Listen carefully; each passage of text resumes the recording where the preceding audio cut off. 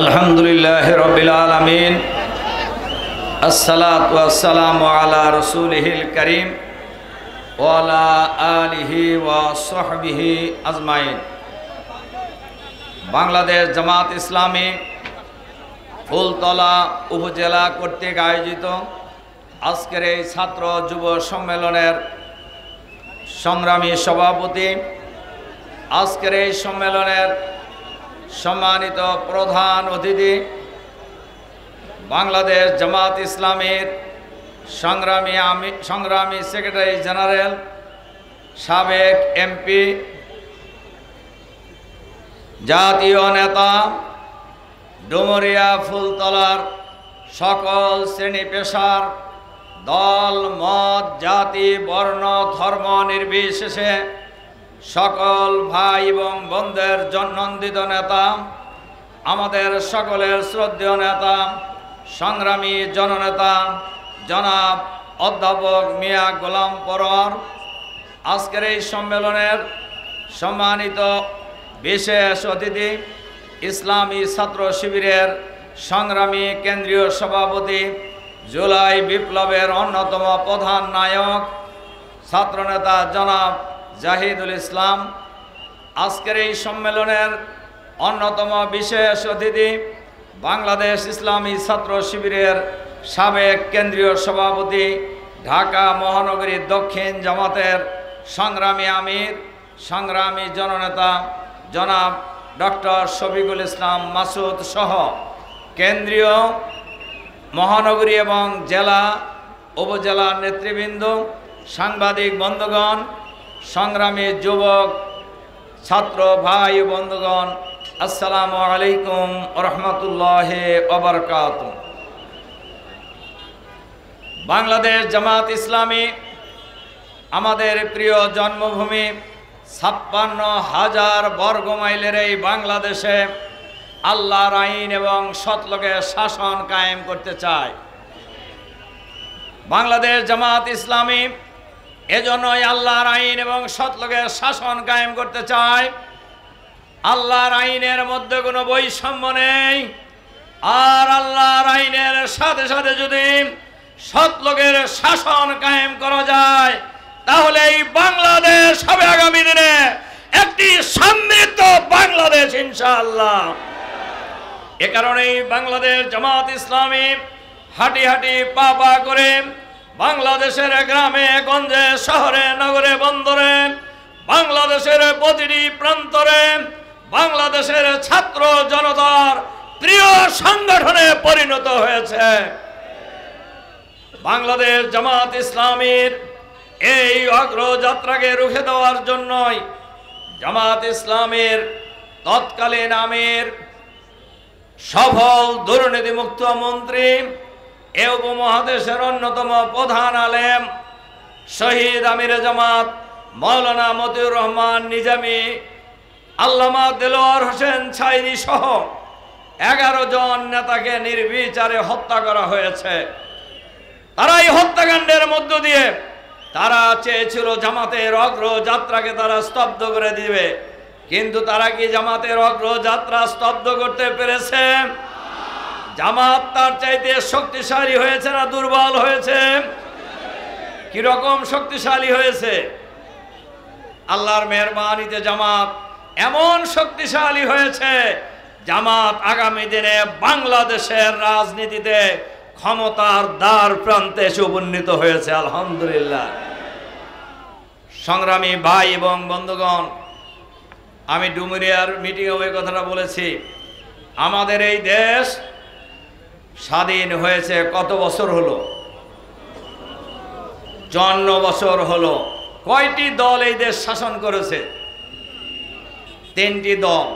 একটি দল যাদের বিরুদ্ধে যাদের সরকার ছিল, গত সরকার যার বিরুদ্ধে আমরা আন্দোলন করেছি, যে সরকারকে জনগণ বলতো ফ্যাসিবাদী সরকার। তারা গণতন্ত্র হত্যা করেছিল, ভোটাধিকার হত্যা করেছিল, তারা বিচার ব্যবস্থাকে ধ্বংস করে দিয়েছিল, মানুষের শান্তি কেড়ে নিয়েছিল, আয়নাঘর তৈরি করে গুম খুনের রাজনীতি রাষ্ট্রের প্রধান ব্যক্তির পক্ষ থেকেই করা হয়েছিল। সংগ্রামী ভাই এবং বন্ধুগণ, সেই সরকারের বিরুদ্ধে বাংলাদেশের সকল শ্রেণী পেশার মানুষ ঐক্যবদ্ধভাবে লড়াই করে তাদেরকে বিতাড়িত করেছে বাংলাদেশের রাজনীতি থেকে। আরেকটি দল, যে দলের অতিরিক্ত দালালি করার কারণে নিজেরা বিলুপ্ত হয়ে গেছে, সেই দলের নাম কি? হ্যাঁ, এটা আছে নাকি আপনাদের খুলনায়? নাই, বাংলাদেশে কোথাও নাই। তাদের বিলুপ্ত করার জন্য কারোর কাজ করার দরকার হয় নাই, নিজেরাই বিলুপ্ত হয়ে গেছে। সংগ্রামী ভাই এবং বন্ধুগণ, আর একটি দল, দুই দল গেল, আর এক দল, যে দল 5ই আগস্টের পর ইতিপূর্বেও যখন ক্ষমতায় ছিল বাংলাদেশকে দুর্নীতিতে কয়বার চ্যাম্পিয়ন করেছিল তারা? 5 বার। ফ্যাসিবাদী সরকারের বিদায়ের পর 5ই আগস্ট 2024-এর 5ই আগস্টের পর থেকে এ পর্যন্ত তাদের সেই ধারাবাহিকতা তারা কিছুটা দেখাইছে না? কি দেখাইছে? হ্যাঁ, খালি চাঁদাবাজ, দখলবাজ, দুর্নীতি, বালু খাওয়া, পাথর খাওয়া সব শেষ করছে। তারা যদি আবার ক্ষমতায় আসে কি হবে, এটা কি আর বলার অপেক্ষা রাখে? অনেকেই বলে দেশের মাটি সহ খায় ফেলবে। সংগ্রামী ভাই এবং বন্ধুগণ, এ কারণেই বাংলাদেশের গ্রামে গঞ্জে, শহরে, নগরে, বন্দরে, চাষস্থল থেকে সচিবালয়ে সর্বত্র আওয়াজ উঠেছে, সব দল দেখা শেষ, এবার দেখবো জামাত ইসলামী বাংলাদেশ আগামী দিনে ইনশাআল্লাহ। বলেন, স্লোগান দিতেছে না মানুষ? বাংলাদেশে এখন জামাতের পক্ষে গণজোয়ার তৈরি হয়েছে, যার কারণে অনেক জায়গায় তারা বলতেছেন জামাত ইসলামীকে ভোট দিয়ে, অর্থাৎ দাঁড়িপাল্লায় ভোট দিয়ে কেউ নির্বিঘ্নে বাড়ি ফিরতে পারবেন না। কেউ বলতেছে দাঁড়িপাল্লায় ভোট দিলে গলা কি জিভা কেটে নিব। মানে 5ই আগস্টের পর থেকে এই দলটা নিজেদেরকে এই দেশের মালিক মালিক মনে করছে। তারা মনে করতেছে যে টাকারে ছাড়া মানুষ আর ভোট দিব কাক। ভাব এরকম না? মানে পাঞ্জাবি গায়ে দেই আছে খালি, মানে শপথটা বাকি, ভাবটা এরকম। কিন্তু দিল্লি অনেক দূরে, দিল্লি অনেক দূরে। আপনাদেরকে ভোট দিব আপনাদের বলছে কে? ডাকসু নির্বাচন এবং জাকসু নির্বাচনে বাংলাদেশের মেধাবী ছাত্র ছাত্রীরা প্রমাণ করে দিয়েছে এই দুর্নীতিবাজ, চাঁদাবাজ, বালুখোর, পাথরখোরদের দিয়ে এই বাংলাদেশকে আমরা নতুন বাংলাদেশ বানাতে পারবো না। এই কারণে তারা আজকে সিদ্ধান্ত নিয়েছে নতুন বাংলাদেশের জন্য নতুন নেতৃত্বের প্রয়োজন, আর সেই নতুন নেতৃত্ব হবে আগামী দিনে জামাত এবং শিবির ইনশাআল্লাহ। বাংলাদেশ সেদিকেই যাচ্ছে, বাংলাদেশ সেদিকেই যাচ্ছে। এজন্য আমি আপনাদের কাছে আহ্বান জানাতে চাই, এখন যারা সরকারে আছে, এই সরকারের নাম কি? অন্তর্বর্তীকালীন সরকার। এই সরকারকে কি কোনো দল বসাইছে? কোনো নেতা বসাইছে? কারা বসাইছে? জনগণ বসিয়েছে এই সরকারকে, ছাত্ররা বসিয়েছে এই সরকারকে। কাজেই এই সরকারের প্রধান উপদেষ্টা ক্ষমতা গ্রহণ করার পরেই বলেছিলেন সংবিধানের মৌলিক পরিবর্তন করবেন। ক্ষমতা গ্রহণের পরেই বলেছিলেন গণহত্যার বিচার শেষ করবেন। ক্ষমতা গ্রহণের পরেই বলেছিলেন দুর্নীতিবাজদের গ্রেফতার করে পাচারকৃত টাকা ফেরত আনবেন। বিশ্বের ইতিহাসে একটি নজিরবিহীন স্বাধীন নির্বাচন করে জনগণের ক্ষমতা জনগণের হাতে তুলে দিবেন। কিন্তু আমরা লক্ষ্য করছি এখন একটা শক্তি সেই মৌলিক পরিবর্তনের বাধা সৃষ্টি করছে। আমাদের বক্তব্য খুবই পরিষ্কার, ইউনূস সাহেব নোবেল বিজয়ী ইউনূস সাহেব, আপনি আপনার দল যদি কোনো দলের পকেটে যান, এটা মাথায় রাখবেন, এই বাংলাদেশের মানুষ জুলাই বিপ্লবে 2000 জীবন দিয়েছে, 40,000 আহত হয়েছে, এখনো 18 কোটি মানুষ জীবিত আছে। কাজেই চাঁদাবাজ, দুর্নীতিবাজ, আধিপত্যবাদী কোন শক্তির কাছে বাংলাদেশের মানুষ অতীতেও মাথা নত করে নাই, এবারও করবে না ইনশাআল্লাহ।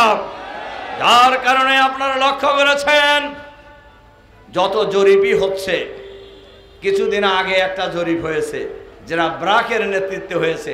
ব্রাক কি জামাতের পক্ষে না বিপক্ষে? তাদের জরিপে জামাত আর বিএনপির ভোটের ব্যবধান খুবই সামান্য, প্রায় কাছাকাছি। আর 48% মানুষ কোনো মতামত প্রদান করে নাই। বিশ্লেষকরা বলছেন এই ভোটাররা যদি ধানের শীষের ভোটার হতো অবশ্যই ভয় পেত না। তারা ভয় পাওয়ার মূল কারণে যে গলা কি বলে জিব্বা কেটে নেওয়ার আহ্বান জানাইতেছে, এরপরে ভোট কেন্দ্র থেকে নিরাপদে ফিরতে পারবে না বলে ঘোষণা করা হচ্ছে, সাধারণ জনগণ একটু ভীত সন্ত্রস্ত। বিশ্লেষকরা বলেছেন এই 48% ভোটারের অধিকাংশ ভোটার হলো দাঁড়িপাল্লার ভোটার আগামী দিনে।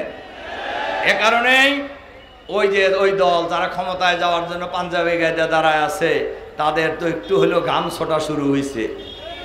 এরপরেও আবার বাংলাদেশের সকল ইসলামী দল, পীর মাশায়েখ, ইসলামী ব্যক্তিত্ব, সমমনা, দেশপ্রেমিক রাজনৈতিক দল সহ সবাই মিলে ঐক্যবদ্ধভাবে নতুন বাংলাদেশ গড়ে তোলার স্বপ্ন নিয়ে আমরা এগিয়ে যাচ্ছি।